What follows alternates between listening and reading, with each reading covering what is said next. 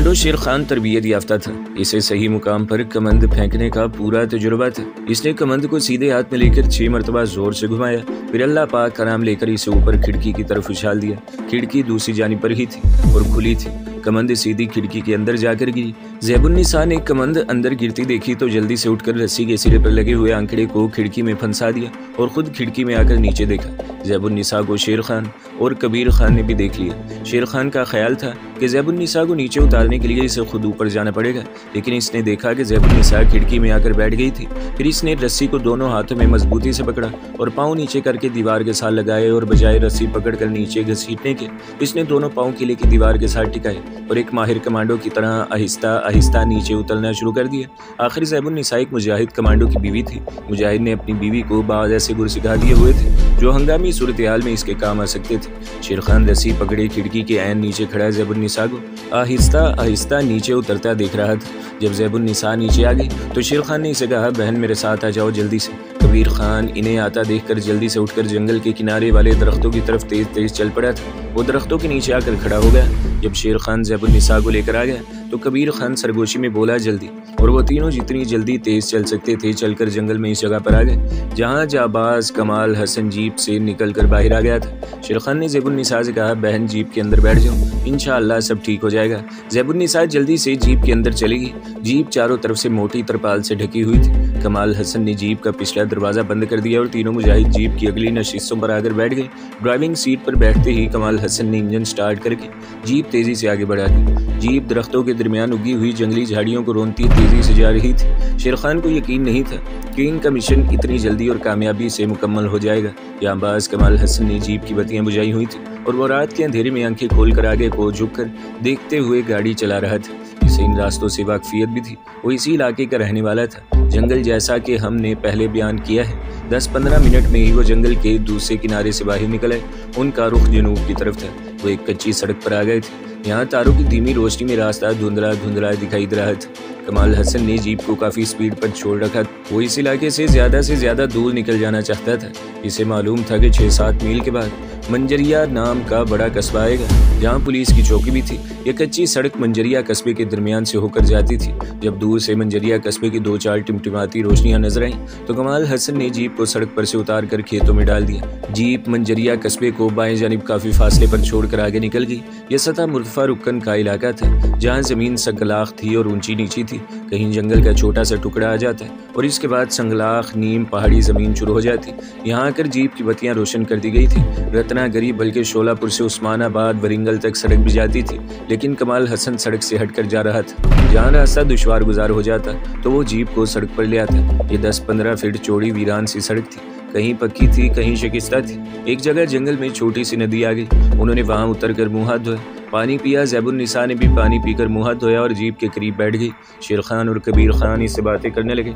लड़की कम जुबान थी, बहुत कम बात करती थी, मुख्तसर अल्फाज में किसी सवाल का जवाब दे देती। शेर खान और कबीर खान भी इससे ज़्यादा बात नहीं करना चाहते थे। उन्होंने इसे तसल्ली ज़रूर दी थी कि इसका खामन दक्कन में है और इंशाल्लाह वो हैदराबाद में इससे आन मिलेगा।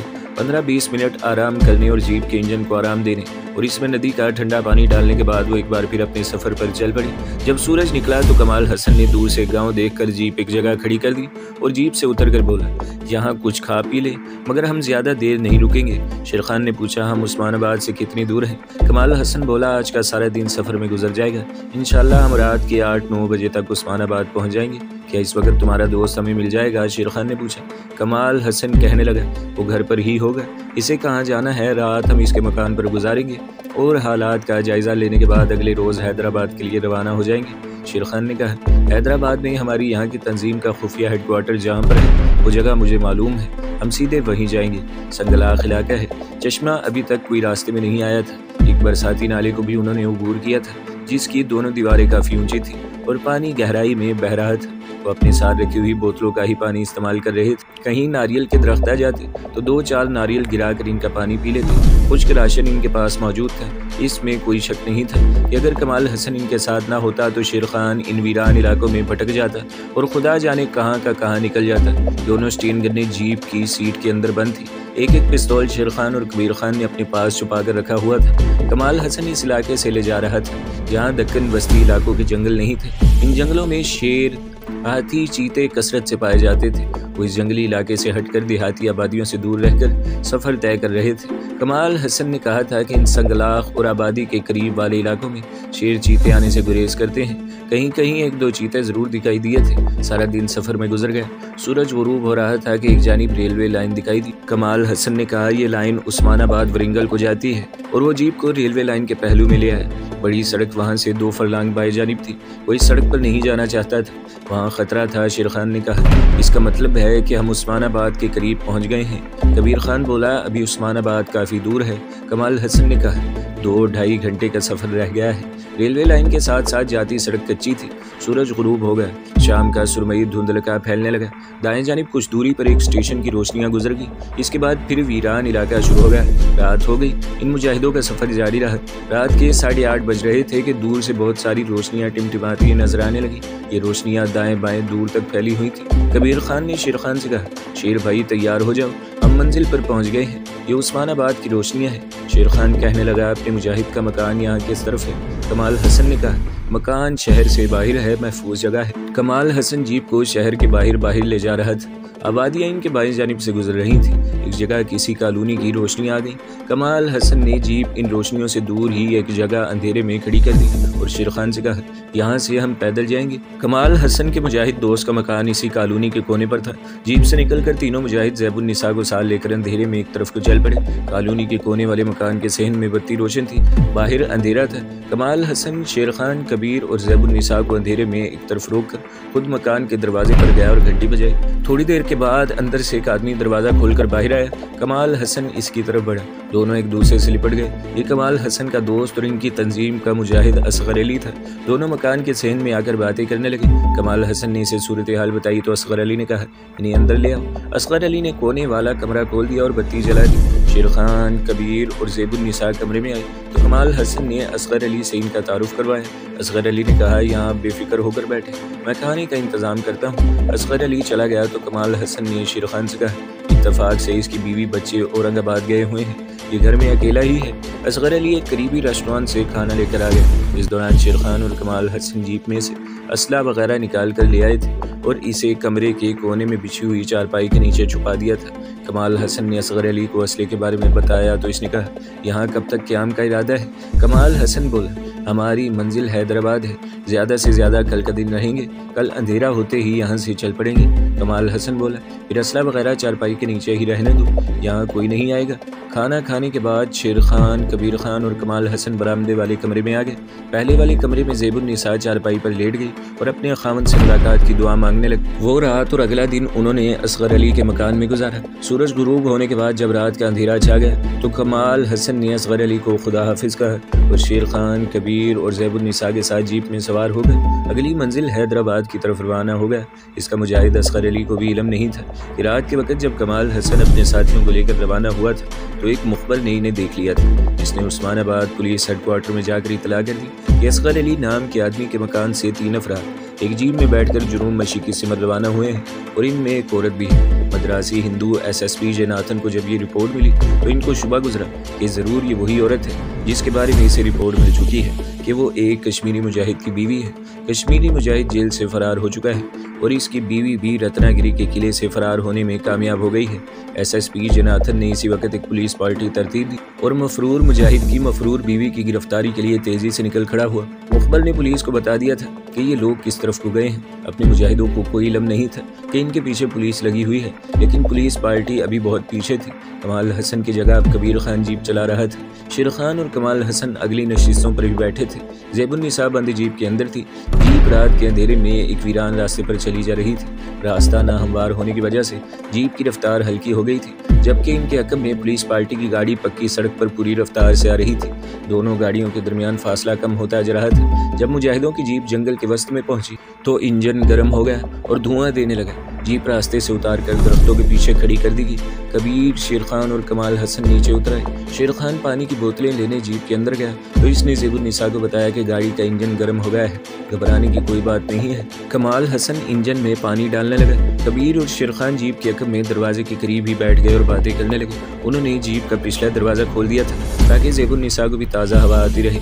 कबीर खान और शेर खान आहिस्ता आहिस्ता बातें कर रहे थे कि अचानक शेर खान बातें करते करते रुक गया और पीछे जंगल में एक तरफ देखने लगा। कबीर खान ने पूछा, क्या बात है? शेर खान ने कहा, गाड़ी की आवाज़ रही है। कबीर खान कान लगाकर सुनने की कोशिश करने लगा, फिर बोला, तुम ठीक कहते हो, ये गाड़ी की आवाज़ है। शायद कोई शिकारी जीप लेकर रात को जंगल में शिकार की तलाश में निकला है। मगर शेर खान का तजुर्बा कबीर खान से ज़्यादा था। इसने कहा, नहीं, मुझे कुछ और ही लग रहा है। शेर खान जल्दी से कमाल हसन के पास गया और कहने लगा, मुझे शक है कि पुलिस हमारी तलाश में यहाँ पहुँच गई है। ये पुलिस की गाड़ी की आवाज़ है। गाड़ी की आवाज़ करीब होती जा रही थी। कमाल हसन ने कबीर से कहा, कबीर खान, गाड़ी निकालकर पीछे दरख्तों की तरफ ले चलो। कबीर खान दौड़कर जीप में बैठा और इसे चलाकर एक तरफ दरख्तों के पीछे अंधेरे में ले गया। गाड़ी खड़ी होते ही कमाल हसन ने कबीर खान से कहा, ज़ैबुन्निसा को दरख्तों के पीछे ले जाकर किसी जगह छुपा दो, जल्दी करो। कबीर खान फ़ौरन ज़ैबुन्निसा को जीप से निकालकर पीछे दरख्तों में ले गया। शेर खान और कमाल हसन जीप में से स्टीन गन्ने, मैगजीन और हैंड ग्रेनेड निकालकर 15-20 कदम आगे जाकर पत्थरों के पीछे पोजीशन लेकर बैठ गए। जंगल के दरमियान से गुजरने वाला कच्चा रास्ता इनसे 50 गज के फासले पर था। गाड़ी की आवाज़ मजीद करीब आ गई। पीछे दरख्तों में कबीर खान जीप को झाड़ियों की ओट में छुपाए स्टीन गन लिए पोजीशन लेकर बैठा हुआ था। ज़ैबुन्निसा जीप से निकलकर कबीर खान के करीब ही एक बड़े पत्थर की आड़ लेकर बैठी थी।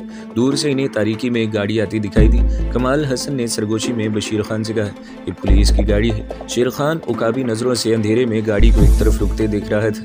गाड़ी में से इन्हें 4-5 आदमी तेजी से निकलकर इधर उधर दरख्तों में छुपते नजर आए। कमाल हसन ने कहा, मैं फायर करने लगा हूँ। शेर खान ने आहिस्ता से कहा, जरा सब्र करो। पुलिस की गाड़ी आहिस्ता आहिस्ता चलती जंगल के रास्ते पर जरा आगे आकर खड़ी हो गई।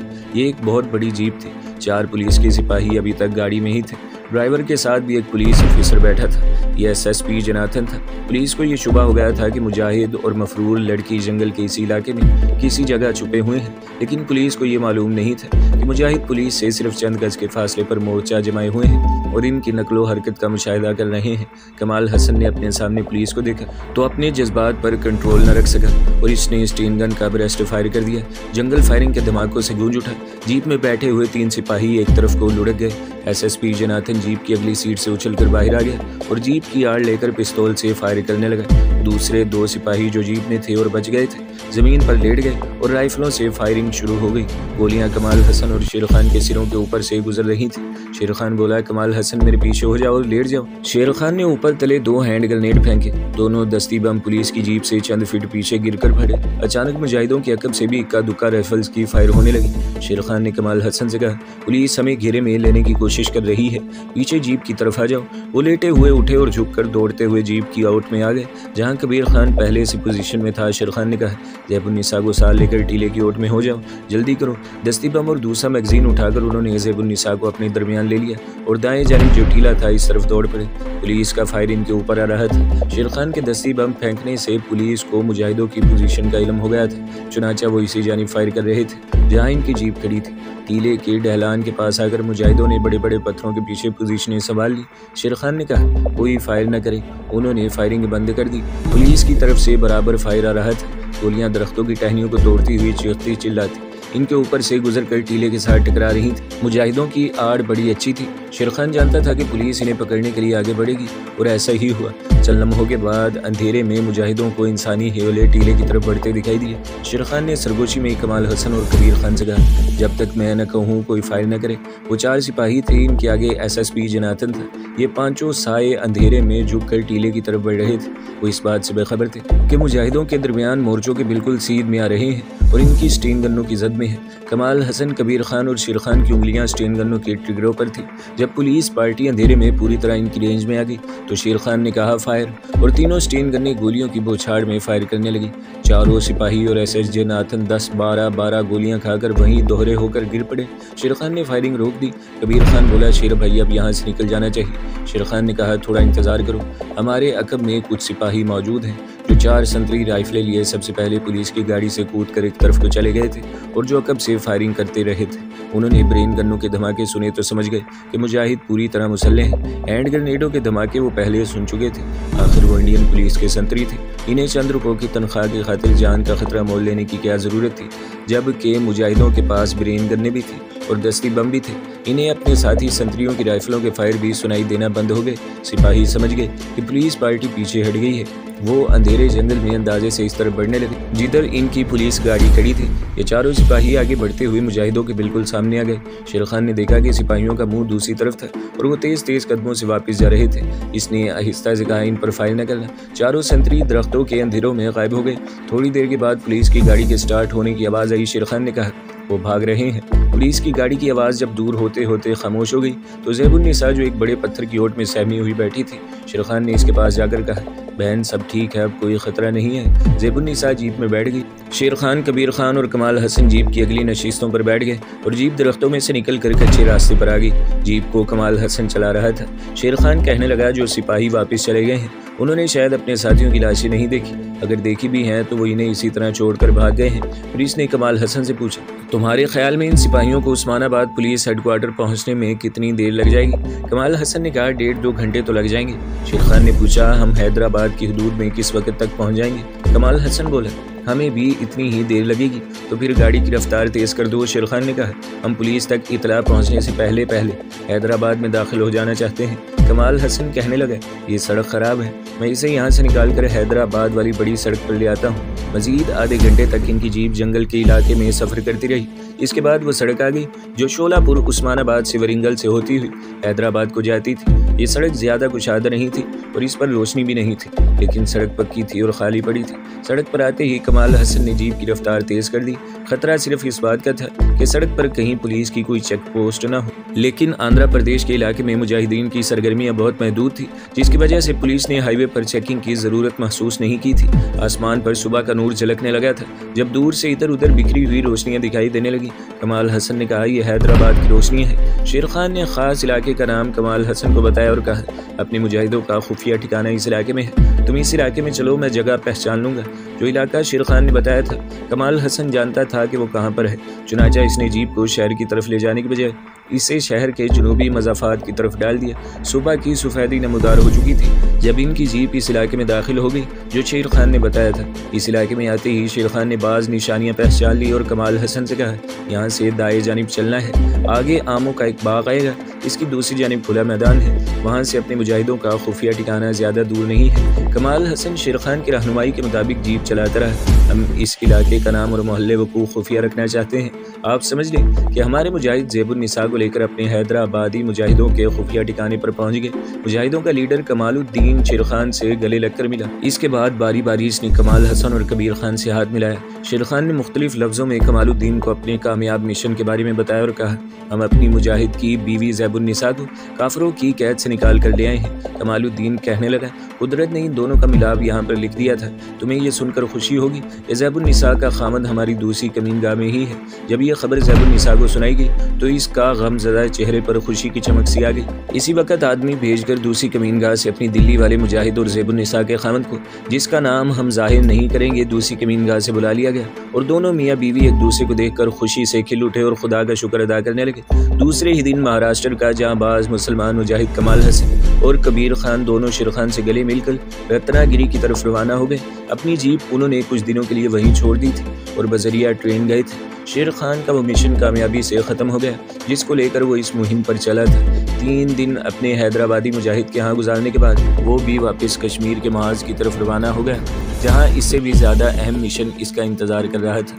वो मैदानी जिहाद में था और इसे कश्मीरी मुसलमानों को इनका जायज़ हक़ खुददारी दिलाने तक काबिज़ भारतीय फ़ौज के जुल्म सितम के ख़िलाफ़ जंग करते रहना था, जिहाद करते रहना था। तो दोस्तों, उम्मीद करता हूँ आपको ये मुजाहिद सीरीज़ बहुत अच्छी लगी होगी और बहुत सी अच्छी कमांडो की सीरीज़ सुनने के लिए हमारे चैनल को सब्सक्राइब करें, वीडियो को लाइक करें और बेल के आइकन पर भी क्लिक कर दें ताकि हर जो आने वाली वीडियोज़ हैं वो आपको सबसे पहले मिलती रहें।